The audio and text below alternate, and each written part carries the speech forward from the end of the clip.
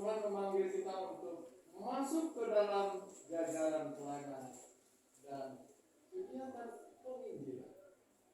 Ada banyak kesempatan, ada banyak kemampuan dan skill yang kita miliki dan Tuhan panggil, mari untuk melayani. Mari pergi. Jawabnya apa? I will go.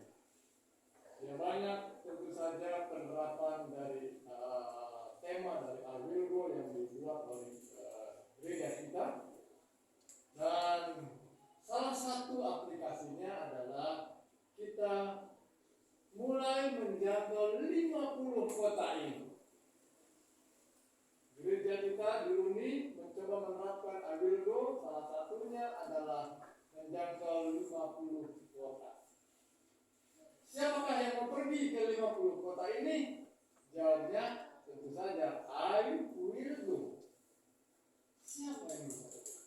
Dan ketika diterapkan di Konferensi Jawa Barat, saya ingin menyebut beberapa wilayah yang kita sedang jangkau. Saya berkesempatan itu adalah bagian pelayanan dan departemen saya. Mereka ini barangkali kalau melihat saya ini di departemen Konferensi Jawa Barat sebagai aspek diskusi seperti yang diperkenalkan tadi, saya rasa departemen yang biasa saja. Tetapi saya menjadi seorang yang lebih sering pergi keluar, hanya untuk memastikan pelayanan di 10 tempat yang sekarang ini dimulai harus berjalan dengan baik. Dan saya ingin sebutkan misalnya saja, GC memberikan daftar dari kota-kota yang padat penduduknya, sebutlah kira-kira 5 juta penduduknya di seluruh dunia. Dan itu termasuk kota-kota yang ada di Jawa Barat ini, ada Bandung, Cirebon, Tasikmalaya. Dan rupanya mereka melihat, mereka belum pernah datang juga ke sini, tetapi mereka hanya melihat data, dan kemudian dikirimkan ke departemen administration ini, memastikan bahwa dari sekian banyak kota di seluruh dunia, ada 2 kota, salah satunya di Jawa Barat, yang kotanya kota besar, tetapi gereja kita baru punya kira-kira satu kira-kira baru 1 di Cirebon dan Tasikmalaya. Wah, ini adalah suatu tanda. Maka segeralah pendeta buat proposal untuk memasuki sebuah wilayah baru, proyek baru untuk penanaman gereja, church planting. Wah, saya rasa ini sebuah tantangan yang sangat serius. Dan selain itu ada banyak juga wilayah walaupun tidak terlalu padat penduduknya, tetapi juga sudah mulai lebih banyak daripada yang kita kira. Kita sudah mulai membuka di Cirebon sekitarnya, pinggiran. Ada namanya Jamlang. Kalau sudah pernah makan nasi Jamlang, nah itu dari tempat itulah. Jadi kita menempatkan 1 pekerja di Jamlang. Kemudian juga ada di sekitar Cirebon juga ada namanya Ciledug. Kita tempatkan juga salah satu pekerja yang baru, yang lulusan dari UNAN. Dan kemudian juga kita tempatkan ada satu lagi di Ranca Buaya. Kalau ada yang pernah orang Garut ngangguk-ngangguk ya, karena ini bagian dari para Garut, tapi masih jauh dari kota Garut.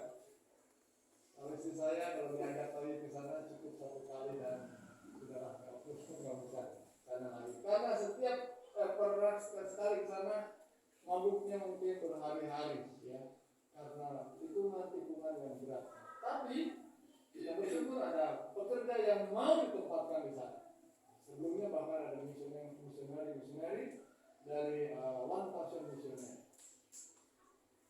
Lalu kita juga memulai kembali yang sudah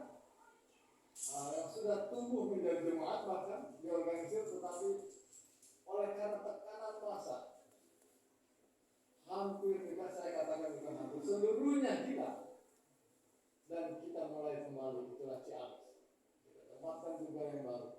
Jadi ada beberapa kota, wilayah yang saat ini benar-benar penuh dengan tantangan. Saya sebut lagi Pangandaran. Sampai hari ini Pangandaran belum bisa berbakti di satu tempat karena tekanan massa sekali lagi. Dan tentu kita membutuhkan dukungan karena kita satu atap, ya. Kita ini satu anggota. Mari kita baca satu ayat firman Tuhan dari Kolose pasal 1. Kolose pasal 1 ayat yang ke-24 katakan demikian. Sekarang aku bersukacita bahwa aku boleh menderita karena kamu dan menggenapkan dalam dagingku apa yang kurang pada penderitaan Kristus untuk tubuhnya, yaitu jemaat. Ya, kalau saya bandingkan juga dengan 1 Korintus pasal yang ke-12 tentang satu tubuh, ya, dan anggota-anggota tubuh itu adalah kita semua. Kalau ada gereja-gereja di Bandung, ya kira-kira ada 20 gereja di Bandung, 30 gereja. Ya.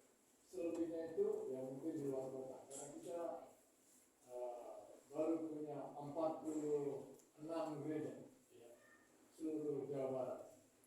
Dan ditambah cabang-cabang yang baru saja saya sebutkan. Dan mereka itu adalah kita. Kota-kota yang saya sebutkan itu adalah anggota-anggota kita. Para pelayan juga kita. Tanpa kita, tanpa jemaat berbaur, mereka tidak ada.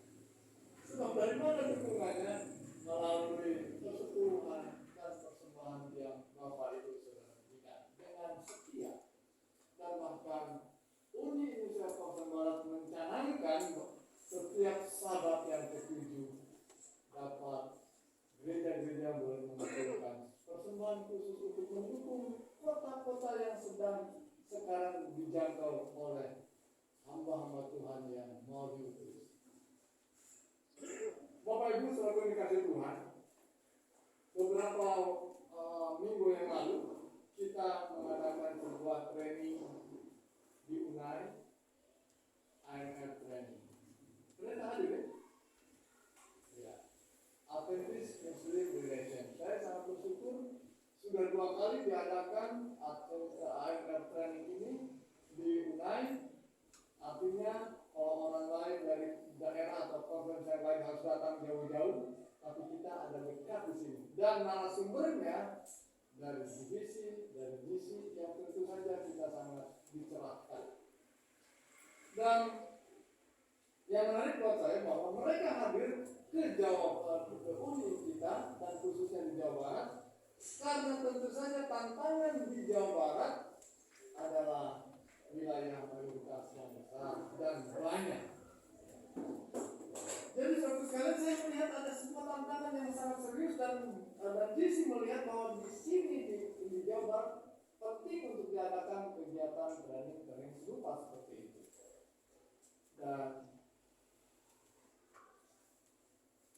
jika saya berkunjung ke Ciamis, salah satu yang juga ceritanya cukup populer sekarang ini, ada seorang yang bernama Muhammad Khatib. Ada yang suka nonton Muhammad Khatib? Aku sebelumnya sudah ada ya? Atau mungkin sekarang videonya di take down barangkali. Karena orangnya sekarang dia asli dari Ciamis dan dia harus diadili di pengadilan Ciamis dan sekarang ditahan atau bahkan sudah vonis 6 tahun di Ciamis. Saya nggak tahu selanjutnya apakah mereka akan naik banding atau tidak. Tapi secara tidak sengaja istrinya bertemu dan sekarang menjadi dekat dengan GM pionir kita. Ya, sebutlah pendeta muda ya, namanya Joshua. Dan kemudian mereka sering bertemu secara berdoa secara khusus untuk kekuatan bahkan mungkin jika Tuhan berkehendak melepaskan saudara kita Muhammad Khatib. Itu hanya sebuah cerita, tetapi saya ingin menggambarkan bahwa lingkungan kita begitu kerasnya menentang kita. Kalau belakangan ini kita mungkin cerita yang sangat populer dalam berita yang sekarang ini, singgung sedikit. Apa yang terjadi dengan kepolisian sekarang, banyak yang harus diluruskan. Akhirnya juga banyak yang harus diberhentikan karena kebohongan demi kebohongan muncul, dan akhirnya ya mungkin harus diadili seorang pembunuh yang dengan direncanakan, ya. Saya tidak sebut namanya, kita semua sudah tahu cerita itu. Tapi saudara sekalian, cerita itu bukan cerita baru, betul nggak? Model seperti itu pernah terjadi mungkin di kalangan bawah, sering juga terjadi. Dan saya juga melihat bahwa anggota-anggota di bawah kita pun ada yang terlibat dalam hal. Lingkungan dunia kita benar-benar sudah rusak oleh dosa. Dan bukan hanya kejahatan serupa seperti itu, bahkan para pemimpin, para pedagang dalam segala usahanya menggunakan kuasa-kuasa kegelapan. Benar? Dan bahkan anggota jemaat kita ikutan juga begitu, untuk mencapai sebuah jabatan tertentu pakai kuasa kegelapan. Jadi saudara sekalian, kita sedang berhadapan dengan dunia yang dikuasai oleh kuasa kegelapan. Dan saudara sekalian, pelayanan kita GM Pionir di kampung maupun di kota sama. Saudara dengan kita di sini sedang menghadapi situasi yang sama. Kuasa kegelapan ada di tengah-tengah kita, dan kita berjuang untuk melepaskan orang-orang yang berada dikuasai oleh kuasa kegelapan. Entah itu dosa-dosa pribadi atau kuasa lingkungan yang menguasainya sehingga dia tidak bisa keluar. Kalau ketika kami melayani jemaat-jemaat yang kemudian pribadi sudah dikuatkan, diyakinkan, mereka mau terima kebenaran, mau dibaptis, tapi takut untuk dibaptis. Sehingga 1 bulan yang lalu kami harus membaptis 2 orang di Rancabuaya, ya kira-kira jam 9 malam di sungai. Mereka yakin ada buaya, Rancabuaya. Tapi itu kami lakukan kenapa? Kalau kita kasih terang, nanti orang bisa lihat. Ya, kalau kita siang-siang, apalagi, maka kami di sungai yang cukup deras, itulah kami membaptiskan 2 orang.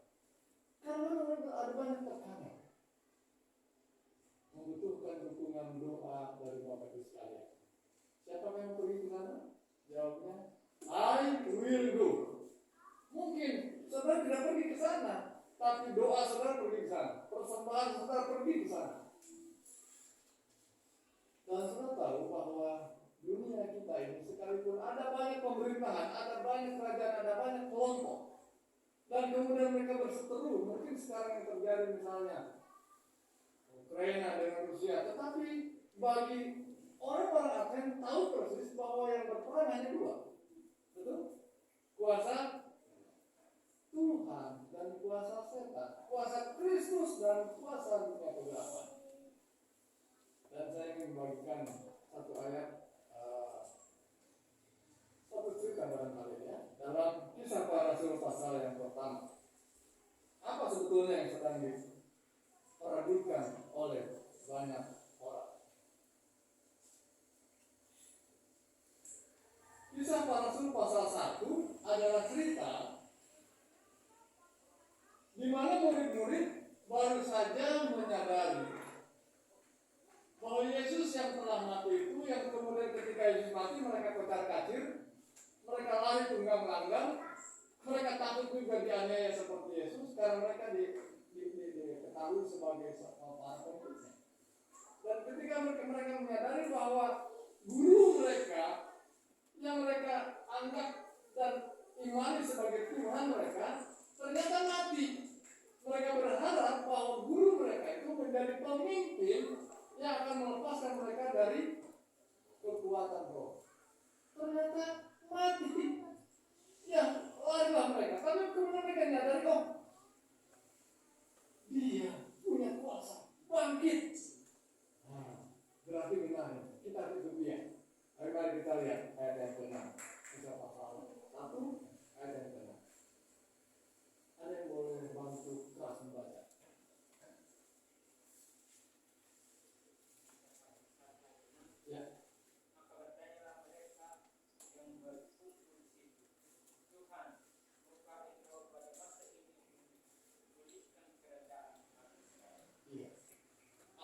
Pertanyaannya apa?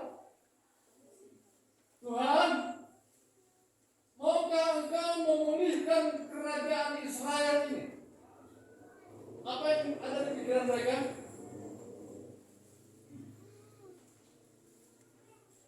Apa yang ada dalam pikiran mereka?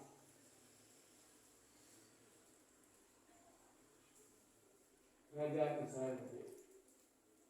Sebelum Yesus bangkit, apa yang mereka pikirkan? Ada ibu-ibu menyatakan, Yesus kalau kau sudah jadi raja, ini anakku sebelah kiri, yang anakku satu lagi sebelah kanan. Apa yang dipikirkan? Kerajaan. Kerajaan. Jadi sebetulnya itu apa yang dikatakan oleh murid-murid, apa yang dikatakan oleh sang ibu tadi, menambahkan yang dipikirkan oleh semua orang Yahudi, mereka sedang memikirkan kerajaan. Bagaimana kerajaan mereka akan menjadi sebuah kerajaan yang mendunia. Semua kerajaan akan tunduk di hadapan kerajaan yang rajanya adalah Tuhan. Saya ingin kita melihat jalan berpikirnya orang Yahudi, termasuk murid-muridnya. Apakah hal itu muncul tiba-tiba? Tidak. Karena sejak dulu sudah ada janji-janji bahwa kerajaan akan ada kekuatan kerajaan melalui mereka. Mesias yang mereka pikirkan, Mesias yang dijanjikan oleh Tuhan itu melalui para nabi, mereka berpikir itu adalah Mesias kerajaan duniawi. Saya membacakan ini. Kalau sering baca artikel tentang khilafah, ada kelompok-kelompok tertentu di Indonesia ini sedang sangat panas, apalagi mau pemilihan, mau memilih presiden baru. Khilafah ini berpikir bahwa mereka berharap dunia akan dipimpin oleh satu khalifah. Dan itu seolah seperti sebuah nubuatan harus terjadi. Sama seperti Israel. Dan saya membaca Kejadian pasal 25, saya ingin kita baca saja nanti di rumah, tapi saya ingin kita nama-nama mereka, keturunan Ismail disebut berapa nama? Berapa anak Ismail? 12. Yakub 12 juga, ya. Pada akhirnya ada 12 raja dan disebut sebagai bukan 12 anak, 12 tua-tua. Sebetulnya Alkitab pun menyebutnya 12 raja. Karena mereka berpikir selalu konteksnya kerajaan. Khalifah. Khalifah artinya apa ya? Khalifah itu artinya penerus. Penerus dari mana? Penerus kekuasaan dari Tuhan. Jadi kita ini melanjutkan kekuasaan Tuhan itu adalah khalifah. Dan orang Israel itu sama seperti mereka berpikir bahwa dunia kita akan dipimpin oleh sebuah kerajaan dan rajanya itulah Mesias. Jadi sekarang pertanyaannya balik lagi kayak tadi. Apa katanya? Tuhan, maukah Engkau pada masa ini memulihkan kerajaan bagi Israel? Yesus ini sebenarnya sedang kesal mendengar pertanyaan ini. Ya ampun, anak-anak ini. Sudah lama kita bersama, sudah lama diajari, tapi masih juga berpikir tentang kerajaan yang itu juga. Jawab Yesus. Engkau tidak perlu mengetahui masa dan waktu yang ditetapkan Bapa sendiri menurut kuasanya.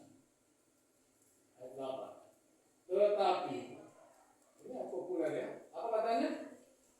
Kamu akan menerima kuasa kalau Roh Kudus turun ke atasmu. Apa artinya kuasa? Itulah kekuatan. Itulah otoritas. Itulah yang dimaksudkan kerajaan, yang dimaksud bahwa kita akan menerima kekuasaan kerajaan kalau Roh Kudus turun. Apa yang dimaksudkan bahwa kerajaan yang dipikirkan oleh bangsa Israel itu keliru. Kerajaan yang dimaksudkan adalah kerajaan kasih karunia. Saya ingin membuat sebuah ilustrasi saja. Mungkin beberapa di antara kita ada yang suka dengan film-film atau cerita-cerita tentang kerajaan. Ada Ada sebuah kerajaan A dan kerajaan B. Sebutlah kerajaan B ini kerajaannya kita, pemerintahan kita. Kerajaan A ini adalah kerajaan lawan kita.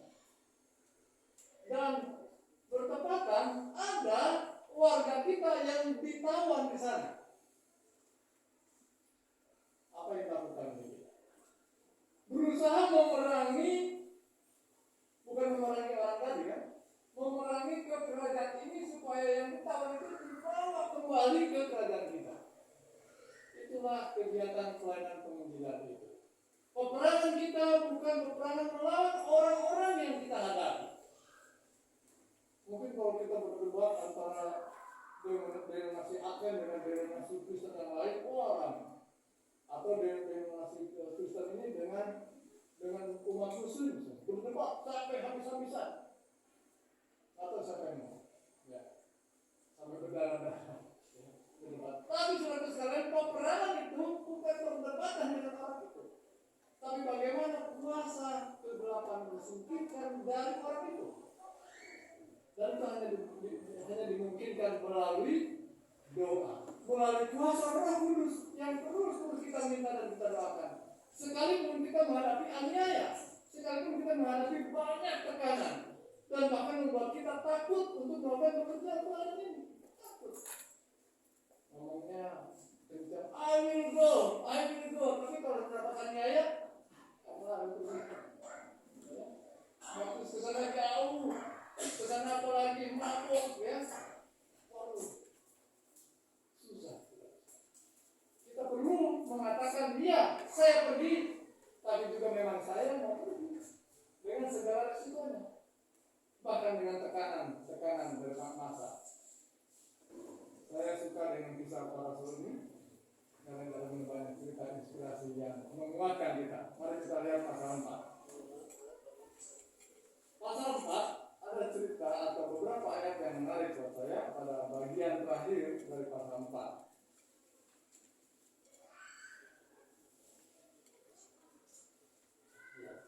Di sana ada perikop doa jemaat.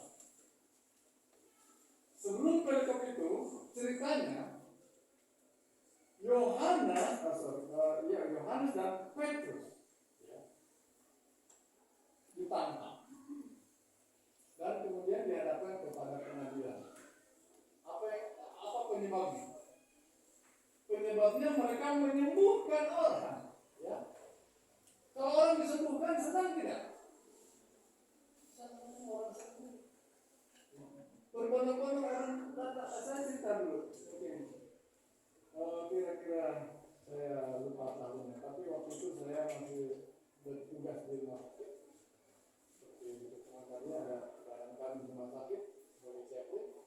Lalu sahabat saya, pendeta Oliver Tambunan, menyiapkan lahan untuk charity clinic di Rancabuaya.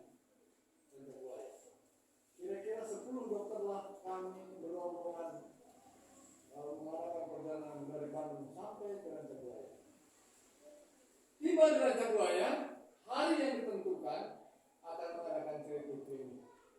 Tapi kami dihadapkan kepada penguasa. Ya. Ada camat, ada tentara-tentara juga, dan kami dikatakan kalian tidak diizinkan mengadakan charity clinic. Hari ini sudah dapat izin dari puskesmas, dan sebelumnya juga dari kelurahan dapat izin juga, tapi kami disuruh pulang. Padahal di sekitar itu sudah siap orang datang minta, siap minta dilayani. Mereka diusir, pulang. Jadi satu sekalian, banyak orang meminta pertolongan, banyak orang juga suka dilayani dan bahkan mereka kesembuhan. Tapi seperti cerita daripada kisah para rasul ini, mereka bahkan disidang, mereka diadili dan kemudian diancam. Jangan lagi bicarakan tentang Yesus. Jangan lagi bicarakan Yesus dan Yesus sebagai Mesias yang bisa berkuasa menyembuhkan. Akhirnya mereka dilepaskan. Dengan syarat itulah ancamannya. Jangan lagi. Kira-kira kalau ini buat seperti itu, bagaimana? Asing harus daripada dianiaya. Nggak usah I will go, they will go. Mereka yang pergi ya, saya nggak berusaha pergi. Namun apa yang terjadi? Dua orang ini kembali ke kumpulannya dan menceritakan, menyaksikan. Saya ingin kita melihat sosok yang spesial ini, Yohanes dan Petrus, seorang rasul besar. Rasul besar juga butuh teman. Betul? Kita lihat mereka kembali ke kelompoknya yang bukan siapa-siapa. Mereka minta didoakan, mereka berkumpul bersama dan berdoa bersama, menyaksikan bahwa hidup mereka terancam. Saya membacakan ayat yang ke-27. Sebab sesungguhnya, pasal 4 ayat 27, telah berkumpul di dalam kota ini Herodes dan Pontius Pilatus beserta bangsa-bangsa dan suku-suku bangsa Israel melawan Yesus, hamba-Mu yang kudus, yang Engkau berarti, untuk melaksanakan segala sesuatu yang telah Engkau tentukan dari semula oleh kuasa dan kehendak-Mu. Dan sekarang, ya Tuhan, lihatlah bagaimana mereka mengancam kami, dan berikanlah kepada hamba-hamba-Mu keberanian.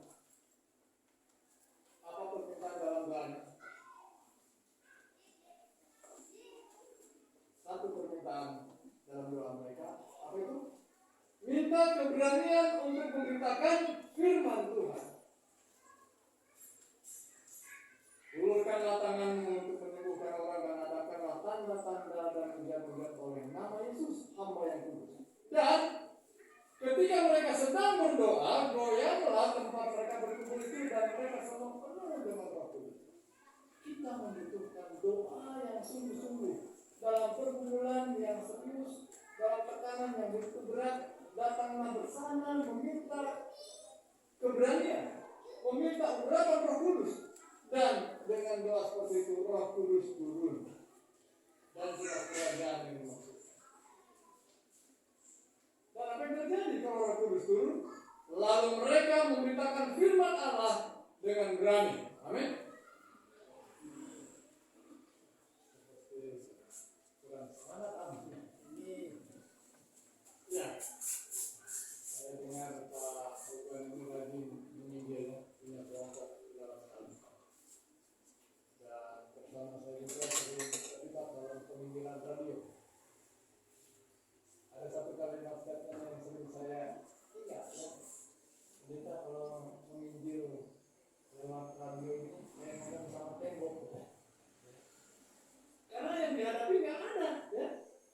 Kami sudah tahu.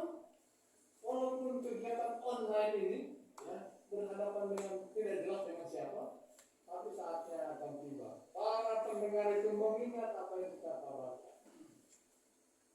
Tetap semangat melayani. I will go. Tetap melayani.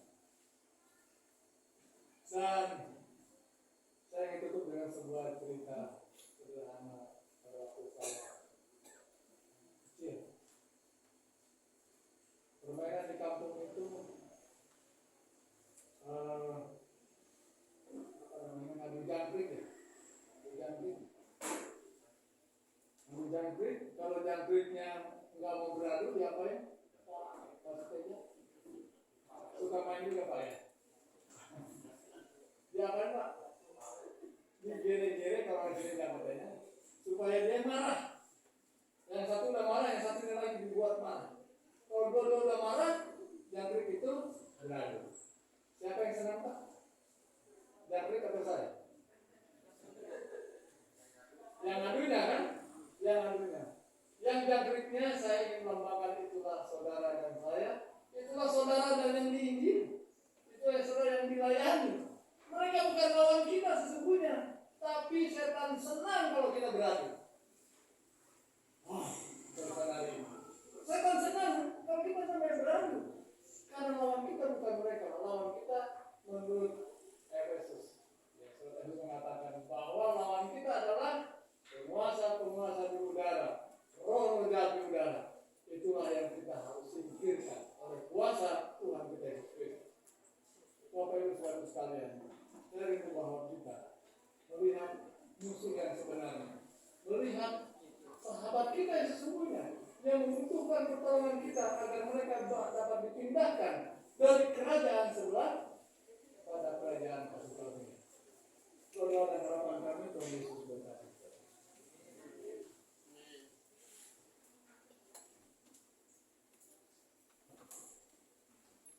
Lalu tutup, mari kita sama-sama berdiri menyanyikan pujian nomor 429.